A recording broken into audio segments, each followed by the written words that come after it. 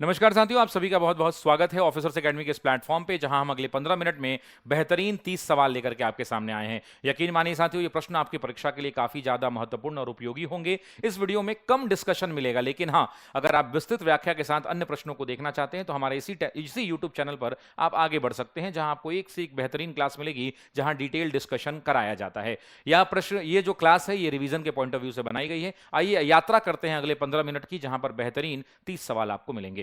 Let's start the class.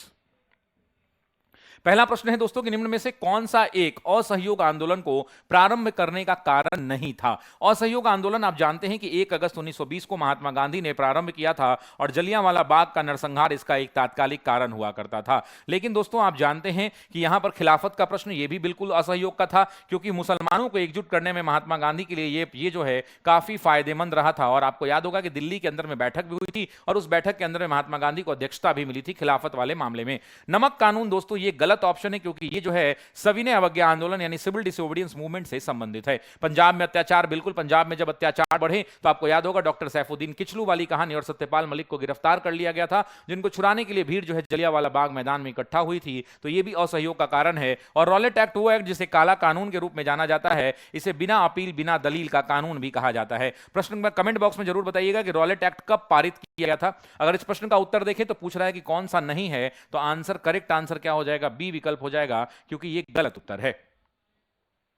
Next प्रश्न लेते हैं, निम्नलिखित में से किसने असहयोग को समर्थन दिया परंतु इसका परिणाम नहीं देख सके। मतलब वो व्यक्ति जिसने असहयोग को समर्थन दिया लेकिन परिणाम नहीं देख सके, दोस्तों वो व्यक्ति कोई और नहीं, बाल गंगाधर तिलक थे। क्योंकि आपको पता है कि तिलक की मृत्यु दोस्तों 1 अगस्त 1920 को हो गई थी, और बाल गंगाधर तिलक की जब मृत्यु 1 अगस्त 1920 को हुई तो इनके मृत्यु के बाद असहयोग आंदोलन को थोड़े दिनों के लिए स्थगित भी कर दिया गया था। इनके नाम पर एक कोष बना था, जहां पर एग्जाम में पूछता है तो याद रखेंगे तिलक स्वराज कोष हुआ करता था, और इस तिलक स्वराज कोष का फंड भी एग्जाम में पूछता है तो कमेंट करना कि 1 करोड़ रुपए जो है इसका फंड था। अच्छा, एक बार कमेंट बॉक्स में बताना कि बिहार को इसमें कितना कंट्रीब्यूशन देना था, क्या वो 7.5 लाख था या कुछ और था, कमेंट करके बताइएगा। प्रश्न का उत्तर हो जाएगा ये। लाला लाजपत राय की बात करें तो सैंडर्स की लाठियों से और साइमन कमीशन का विरोध करते हुए 17 नवंबर 1928 को इनकी मृत्यु हुई थी। इस बात को ध्यान रखेंगे, इस बात को ध्यान रखिएगा। 1921-22 के असहयोग आंदोलन का मुख्य प्रतिफल क्या था। तो आप भी जानते हैं कि असहयोग आंदोलन के बारे में इतिहासकार कहते हैं कि हिंदू और मुसलमानों की ऐसी एकता इतिहास में देखने को नहीं मिली। क्यों? क्योंकि महात्मा गांधी ने इतिहास के अंदर में एक ऐसा उदाहरण पेश किया जहां पर हिंदू और मुसलमान दोनों एकजुट होकर अंग्रेजों को भगाने में लग गए। क्यों? क्योंकि हिंदू तो पहले से एकजुट थे ही, मुसलमानों के लिए खलीफा की सर्वोच्चता जो स्थापित करना एक महत्वपूर्ण मुद्दा बन गया, क्योंकि वर्ल्ड वार 1 के दौरान, प्रथम विश्व युद्ध के दौरान मुसलमानों को अंग्रेजों ने धोखा दिया था और तुर्की यानी ऑटोमन साम्राज्य पर बताया था कि हमला नहीं करेंगे, लेकिन उन्होंने ऑटोमन साम्राज्य पर हमला करके खलीफा की सर्वोच्चता को क्या किया था, समाप्त कर दिया था। इसकी नाराजगी थी और हिंदू मुसलमान एकता ऐसी देखी। इतिहासकार तो यहां तक कहते हैं कि ऐसी एकता इतिहास में दोबारा देखने को नहीं मिली है। नेक्स्ट क्वेश्चन के ऊपर आगे बढ़ते हैं। निम्नलिखित में से कौन एक कांग्रेसी नेता ने प्रथम अखिल भारतीय किसान सभा में भाग लिया था। तो दोस्तों अखिल भारतीय किसान सभा की जब हम बात करते हैं तो स्वामी सहजानंद सरस्वती का नाम आता है, 1936 का नाम आता है, और ये लखनऊ का नाम आता है। इसके संस्थापक के रूप में स्वामी सहजानंद सरस्वती का नाम आता है, इस बात को ध्यान रखिएगा। और वहां पर पंडित जवाहरलाल नेहरू अध्यक्ष भी थे। आपको याद भी होना चाहिए कि 1936 में नेहरू थे, 1937 में नेहरू थे, 1938 में सुभाष चंद्र बोस, और 39 में भी त्रिपुरी में सुभाष चंद्र बोस जीते थे, लेकिन बाद में इस्तीफा दिया था और डॉक्टर राजेंद्र प्रसाद अध्यक्ष बनाए गए थे। साथियों, अगर आप बीपीएससी एईडीओ की तैयारी कर रहे हैं तो इस बैच को छोड़िएगा मत, क्योंकि ऐसे मौके जिंदगी में दोबारा नहीं आते हैं। पहली बार 10 लाख लोग से ज्यादा बच्चे इसमें कंपटीशन में हैं, 10 लाख से ज्यादा लोगों ने फॉर्म भरा है। और हां, एक एग्जाम दे करके लोग सीधा बीपीएससी अधिकारी बन रहे हैं। ना आपको मेंस देना है, ना इंटरव्यू देना है। आपके पास अगर ग्रेजुएशन की डिग्री है, किसी भी विषय से आप स्नातक उत्तीर्ण हैं या उसके समकक्ष हैं, तो आप इस फॉर्म को भर चुके होंगे। और इस फॉर्म की तैयारी ऑफिसर्स एकेडमी के साथ कीजिए। हमारे ऑफर प्राइस 999 का ये बैच चल रहा है, जिसमें पूरी तैयारी आपको कराएगी। इसके अलावा आपको कुछ भी पढ़ने की जरूरत नहीं पड़ेगी। हमारी क्लासेस शुरू हो चुकी हैं। अगला प्रश्न है कि लंदन में इंडिया हाउस की स्थापना किसने की थी। तो आप भी जानते हैं कि श्याम कृष्ण वर्मा का नाम आता है। और ये जो इंडिया हाउस क्या था, तो इंडिया हाउस भारतीयों को इकट्ठा करने का एक नजारा था। जो भारत से क्रांतिकारी बच्चे जाते थे, जिनको वहां पे ट्रेनिंग वगैरह भी मिलती थी, जिनको स्कॉलरशिप मिलता था, वो वहीं पर जाकर रहते थे और वहीं पर काम करते थे। आपको एक नाम याद होगा बीडी सावरकर का, विनायक दामोदर सावरकर का नाम, ये भी यहीं पर ठहरे थे और नासिक षड्यंत्र केस में इनको 1910 में वहां से गिरफ्तार कर लाकर काला पानी की सजा भी दे दी गई थी। निम्नलिखित में से किस युग को इंग्लैंड के अंग्रेज अधिकारियों की हत्या के रूप में फांसी में सजा मिली। राजगुरु और सुखदेव को इंग्लैंड के अधिकारियों के लिए नहीं मिली, खुद खुदाम बोस आपको पता है मुजफ्फरपुर बम कांड नहीं मिला, करतार सिंह इनके लिए भी नहीं था। करेक्ट आंसर क्या हो जाएगा? तो मदन लाल ढींगरा और उधम सिंह। उधम सिंह आपको याद होगा, आप इतिहास में पढ़ते होंगे कि जलियांवाला बाग के अंदर में एक बच्चा बच गया जिसका नाम उधम सिंह था, और उसने 1940 में जाकर क्या किया था? तो 1940 में लंदन जाके इसकी हत्या का बदला लिया था। इस बात को ध्यान रखिएगा। अगला प्रश्न लेते हैं। प्रथम महायुद्ध के दौरान कहां पर भारत की एक अंतरिम सरकार बनी थी जिसके प्रेसिडेंट राजा महेंद्र प्रताप थे? तो राजा महेंद्र प्रताप का जब नाम याद आता है दोस्तों तो याद रखिएगा अफगानिस्तान था, और वर्ष 1915 हुआ करता था। आपसे एग्जाम में पूछता है, सभी लोग कमेंट बॉक्स में कमेंट कीजिए कि कब यह सरकार बनी थी। इस क्वेश्चन को वीवीआई लगा लीजिएगा। मैं चाहता हूं कमेंट बॉक्स में 3 चीज कमेंट करें, 1915, अफगानिस्तान और राजा महेंद्र प्रताप। दोस्तों राजा महेंद्र प्रताप 10 दिसंबर डेट हुआ करता था, शायद से याद नहीं आ रहा, नवंबर या दिसंबर।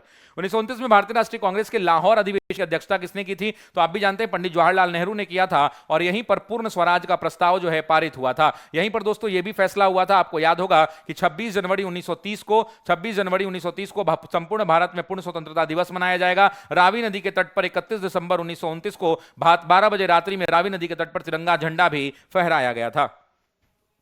निम्नलिखित में से कौन सा 1929 के कांग्रेस के लाहौर अधिवेशन में पारित संकल्प में शामिल नहीं था? तो आपको पता है कि संकल्प में शामिल नहीं होने की अगर बात की जाएगी लाहौर में, तो आप बताइए पूर्ण स्वराज के लक्ष्य की घोषणा बिल्कुल, सविनय अवज्ञा बिल्कुल, अस्पृश्यता आंदोलन बिल्कुल। करेक्ट आंसर हो जाएगा भारत की विदेश नीति, ये वाला शामिल नहीं था। सो करेक्ट आंसर क्या हो जाएगा? ए ऑप्शन हो जाएगा दोस्तों, ध्यान रखिएगा ए ऑप्शन।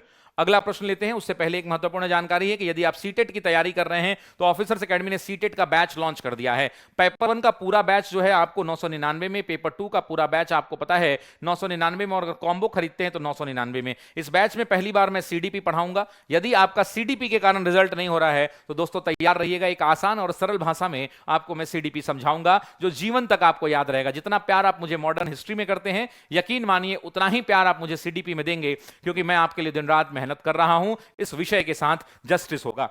अगला प्रश्न लेते हैं मेरे दोस्तों। अगला प्रश्न है क्वेश्चन नंबर 10। भारतीय इतिहास में तिथि 6 अप्रैल क्यों मंजूर है? तो आपको ही पता है कि 6 अप्रैल के दिन महात्मा गांधी ने क्या किया था? तो डांडी पहुंचे थे। आपको याद होगा कि महात्मा गांधी 12 मार्च 1930 को डांडी साबरमती से निकले थे, और 24 दिनों की पदयात्रा करने के बाद अपने 78 अनुयायियों के साथ, 78 साथियों के साथ या 78 अनुयायियों के साथ वहां पहुंचे थे। यह यात्रा जो है 241 मील की या 240 मील की यात्रा थी, और लगभग 385 किलोमीटर की यह पदयात्रा हुआ करती थी दोस्तों। और यह पदयात्रा कब पहुंची थी? तो 5 अप्रैल को पहुंची थी, और 6 अप्रैल को इन्होंने डांडी में नमक कानून को तोड़ दिया था। अगला प्रश्न लेते हैं कि उस विदेशी पत्रकार का नाम बताइए जिसने धरसना सॉल्ट वर्क्स पर सत्याग्रह के बारे में समाचार दिया था। तो आपको ही पता है कि वेब मिलर वो पत्रकार हुआ करते थे जो इनके साथ पूरे आंदोलन में, दोस्तों अगर पूरे आंदोलन की बात करें तो इस पूरे आंदोलन में वो साथ रहे थे, और उन्होंने इसको कवर भी किया था। उन्होंने अब इसकी चर्चा अपने समाचार पत्र, अपने अखबार में भी की थी, और कहा था कि दुनिया में ऐसी विभत्स घटना मैंने नहीं देखी जहां पर लोगों को इस कदर बेदर्दी से लाठियों से पीटा गया था। मैं चाहता हूं कि कमेंट करके बताइए, कि डांडी में कितने गोलमेज सम्मेलन हुए थे? गोलमेज सम्मेलन 1 हुआ, 2 हुआ, 3 हुआ, 4 हुआ, कितने गोलमेज सम्मेलन हुए हैं जरा कमेंट करिए। अगला, अंग्रेजों के विरुद्ध खान अबुल गफार खान, आपको याद होगा खान अबुल गफार खान की बात करते हैं तो इनका एक संगठन था जिसका नाम था खुदाई खिदमतगार। ये खुदाई खिदमतगार का संगठन जो है सक्रिय हुआ करता था, खिदमतगार, और इसी ने एक आंदोलन किया था जब इनको गिरफ्तार कर लिया गया था। उस आंदोलन का नाम था लाल कुर्ती आंदोलन, जहां पर इनके सहयोगियों और साथियों ने लाल कुर्ती पहनकर सड़कों पर उतरकर इन्होंने आंदोलन किया और बोला कि इनको जेल से रिहा किया जाए। इन्हें जो है सीमांत गांधी कहा जाता है, इन्हें बादशाह खान कहा जाता है, इन्हें फखरे अफगान भी कहा जाता है। गांधी इरविन समझौते में किस आंदोलन को रोकने का प्रयास था? तो आप भी जानते हैं गांधी इरविन समझौता कराकर इन्होंने 5 मार्च 1931 को गांधी और इरविन के बीच में समझौता कराया, और इसका परिणाम यह हुआ कि महात्मा गांधी ने अपने सविनय अवज्ञा आंदोलन को स्थगित कर दिया, और दूसरा कांग्रेस जो है, इंडियन नेशनल कांग्रेस जो है, दूसरे गोलमेज सम्मेलन में भाग लेने के लिए सहमत हुई, जिसका प्रतिनिधित्व महात्मा गांधी ने किया। ब्रिटिश सरकार द्वारा लंदन में भारतीय नेताओं का प्रथम गोलमेज सम्मेलन कब बुलाया गया था? तो आपको पता है कि गोलमेज सम्मेलन 3 बार हुआ, 1, 2 और 3। पहली बार जो गोलमेज हुआ 1930 के अंदर में, दूसरी बार जब गोलमेज हुआ तो 1931 में, और तीसरा गोलमेज सम्मेलन 1932 के अंदर में बुलाया गया है। पहला पूछ रहा है करेक्ट आंसर क्या हो जाएगा? तो करेक्ट आंसर 1930 हो जाएगा दोस्तों, इस बात को ध्यान रखेंगे। महात्मा गांधी जब द्वितीय गोलमेज सम्मेलन सभा में भाग लेने लंदन गए थे तो कहां ठहरे थे? 3 प्रश्न पूछता है, किस जहाज से गए थे? तो सभी लोग कमेंट करेंगे एसएस राजपूताना। मैं चाहता हूं सभी बच्चे कमेंट करें, एसएस राजपूताना जहाज से गए थे, अपने साथ एनी बेसेंट को भी लेके गए थे। आए उधर से कैसे? तो आपको ही पता है कि बेसांटियाना नाम के जहाज से आए थे। बेसांटियाना नाम के जहाज से आए थे। ठहरे कहां पे वहां पे थे? तो किंग्सले पैलेस में ठहरे थे, किंग्सले पैलेस में ठहरे थे। और मीटिंग कहां हुई थी? तो सेंट जेम्स पैलेस में बैठक हुई थी। इस बात को ध्यान रखिएगा। Correct answer is the B option. Next प्रश्न बढ़ते हैं कि द्वितीय गोलमेज सम्मेलन में कांग्रेस का प्रतिनिधित्व किसने किया था। तो आपको याद होगा कि यही इरविन के समझौता में तय हुआ था और महात्मा गांधी ने कांग्रेस का वहां प्रतिनिधित्व किया था और महात्मा गांधी नाराज होकर भी आ गए थे। क्यों? क्योंकि वहां पर दलितों के लिए पृथक निर्वाचन की बात हो रही थी और गांधी का कहना था कि दलित ऐसे ही पिछड़े हुए हैं, अगर इनको पृथक निर्वाचन दे दिया तो ये जिंदगी भर उठर नहीं पाएंगे, इसलिए उन्होंने इसका विरोध किया था। और उसके बाद जो है महात्मा गांधी 1 दिसंबर 1931 को वहां से बेसांटियाना नाम की जहाज से चौंते और 28 दिसंबर 1931 को बॉम्बे पहुंचे थे। बॉम्बे के तट पे इन्होंने लोगों की भीड़ देखा और कहा, एक डायलॉग दिया और कहा, एक बात कही कि मैं खाली हाथ तो जरूर लौटा हूं लेकिन मैंने भारत की इज्जत का बट्टा लगने नहीं दिया है। आपको पता है कि बीपीएससी टीआरई में 1 लाख से ज्यादा बच्चों की सरकारी नौकरी को सपने को पूरा करने में ऑफिसर्स एकेडमी ने मदद की है। हम आपको फिर से याद दिलाते हैं कि टीआरई 4 की अगर आप तैयारी कर रहे हैं तो 1 to 5, 6 to 8, 9 और 10th, 11, 12 का पूरे बैचेस हमारे यहां उपलब्ध हैं, जिसकी ऑफर प्राइस में कीमत 999 रुपए है। आप हमारे बैच से जरूर जुड़े और सिलेक्शन ले। पूना पैक्ट के बारे में डॉक्टर बी आर अंबेडकर का दूसरा हस्ताक्षरी कौन था? तो आपको ही पता है कि पूना पैक्ट जो है, एक तरफ अंबेडकर हुआ करते थे, दूसरी तरफ महात्मा गांधी थे। लेकिन महात्मा गांधी इस समय पुणे के यरवड़ा जेल में बंद थे। आपको याद होगा यरवड़ा जेल में बंद थे, तो इनकी तरफ से मदन मोहन मालवीय ने साइन किया था। अगर ऑप्शन में एक में से कोई नहीं का ऑप्शन आता है तो वहां पर सी राजगोपालाचारी का भी नाम लिया जाता है। यहां पर नहीं है, इसलिए आंसर जाएगा मदन मोहन मालवीय।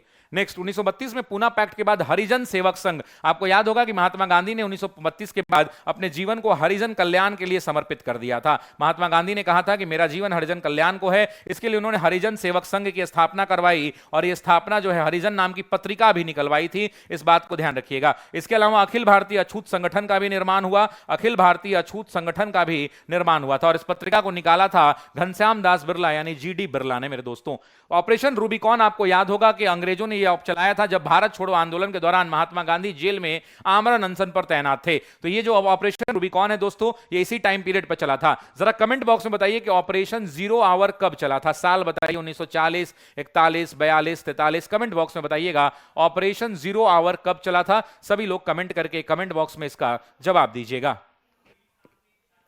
निम्नलिखित में से किसने कहा था कि महात्मा गांधी क्षणिक भूत की भांति धूल उठाते हैं लेकिन स्तर नहीं? ये क्वेश्चन दोस्तों डायरेक्टली एनसीईआरटी से बनाया गया है और ये जो कथन है ये डॉक्टर बी आर अंबेडकर ने महात्मा गांधी के बारे में कहा था। और मेरे दोस्तों, महात्मा गांधी के बारे में उन्होंने कहा था कि महात्मा गांधी क्षणिक भूत की भांति उठाते हैं और स्तर नहीं उठाते हैं। अगला प्रश्न लेते हैं कि कांग्रेस को समाजवादी दिशा देने के लिए कांग्रेस के भीतर जिस दल का गठन हुआ उसका क्या नाम था? तो आपको पता है कि कांग्रेस के भीतर कई सारे दलों का गठन हुआ, लेकिन उसमें जो सबसे प्रोमिनेंट था वो कांग्रेस समाजवादी पार्टी थी, सोशलिस्ट पार्टी थी। और आपको याद होगा कि आचार्य नरेंद्र देव का नाम आता है। किसका नाम आता है? तो आचार्य नरेंद्र देव का नाम आता है। और इसके साथ आजाद दस्ता का गठन करने वाले जयप्रकाश नारायण जो उसके सचिव के रूप में स्थापित हुए, उस जयप्रकाश नारायण का भी नाम आता है। मेरे दोस्तों, इस बात को ध्यान रखिएगा। अगला प्रश्न लेते हैं, क्वेश्चन नंबर 22। उससे पहले एक जानकारी दे दें कि अगर आप 72वीं लोक सेवा आयोग की तैयारी कर रहे हैं तो यकीन मानिए आपका सिलेक्शन इसी रास्ते से होकर गुजरेगा। हम आपकी उस सिलेक्शन की यात्रा में आपकी मदद करेंगे, जहां पर डॉक्टर अरुण निराला आपको मध्य प्राचीन और मध्यकालीन भारत पढ़ाएंगे, लक्ष्मण सर आपको ज्योग्राफी पढ़ाएंगे, श्रीकांत सर आपको भारतीय राज्यव्यवस्था इन इंडियन पॉलिटी पढ़ाएंगे, प्रशांत सर इकोनॉमिक्स पढ़ाएंगे, doctor Sajid Ali sir science पढ़ाएंगे, आनंद सर करंट एंड आईआर पढ़ाएंगे, प्रवीण सर मैथ्स पढ़ाएंगे और मैं आपको मॉडर्न हिस्ट्री प्लस स्टैट का पोर्शन यहां पर कवर करूंगा। तो आप पूरे सिलेक्शन को ले सकते हैं। इसमें 999 रुपए के अंदर में ऑफर प्राइस में यह बैच चल रहा है, इस बात को ध्यान रखेंगे। शुरू होने वाला है बैच। ये प्रथम अखिल भारतीय समाजवादी कांग्रेस का सभापतित्व किसके पास था? क्या सुभाष चंद्र बोस, आचार्य नरेंद्र देव, जवाहरलाल नेहरू, कृपलानी? तो आपको ही पता है कि इसका सभापति किसको मिला था? तो आचार्य नरेंद्र देव को मिला था, एएन देव को मिला था। मैं एक समाजवादी और गणतंत्रवादी हूं, ये किसका कथन है? तो याद होगा पंडित जवाहरलाल नेहरू ने कहा था। मेरे दोस्तों, जब पंडित जवाहरलाल नेहरू ने कहा कि मैं एक समाजवादी और गणतंत्रवादी हूं और मुझे राजाओं और राजकुमारों में विश्वास नहीं है, यह पंडित जवाहरलाल नेहरू का कथन है। वह कौन सा प्रांत था जहां 1937 के आम चुनाव में भारतीय राष्ट्रीय कांग्रेस को पूर्ण बहुमत नहीं प्राप्त हुआ था? तो आपको पता है कि भारतीय राष्ट्रीय कांग्रेस को पूर्ण बहुमत यहां मिला यानी संयुक्त प्रांत, यहां मिला यानी बिहार, यहां मिला यानी उड़ीसा, यहां मिला यानी मद्रास और यहां मिला यानी मध्य प्रांत। आप देखिए, बंबई में नहीं मिला था, असम में नहीं, उड़ीसा में नहीं। आपसे पूछ रहा है कि पूर्ण बहुमत प्राप्त नहीं हुआ था। तो आपको ही पता है कि यहां पर तो इनको पूर्ण बहुमत मिला, यहां पर इनकी सरकार बनी। तो आपको पूछ रहा है यहां बॉम्बे के अंदर में, यहां आसाम के अंदर में और यहां पश्चिमोत्तर भारत के अंदर में। तो अगर हम प्रश्न के उत्तर के सही उत्तर की बात करेंगे तो आपको पता है कि बिहार होगा, उड़ीसा होगा, असम होगा, बंबई होगा और असम के अंदर में इनको क्या मिला? असम के अंदर में इनको पूर्ण प्रांत का दर्जा नहीं मिला। 1937 के चुनाव में कितने प्रांतों में मंत्रिमंडल बना था? तो याद रखिएगा 5 प्रांतों में इनको पूर्ण बहुमत मिला था, 3 में इनको सहायता मिली थी और मंत्रिमंडल 5 ये और एक प्रांत इसके अंदर में बॉम्बे हुआ करता था जहां पर ये मिला था, यानी कुल मिला के आंसर क्या हो जाएगा? 6 हो जाएगा। ऐसे वीडियोस को और देखने के लिए हमारे इसी चैनल पर बने रहें और अगले वीडियोस में हम पुनः आपसे मुलाकात करेंगे। इस वीडियो में जुड़ने के लिए आप तमाम साथियों का बहुत बहुत शुक्रिया, बहुत बहुत धन्यवाद। जय हिंद और नमस्कार।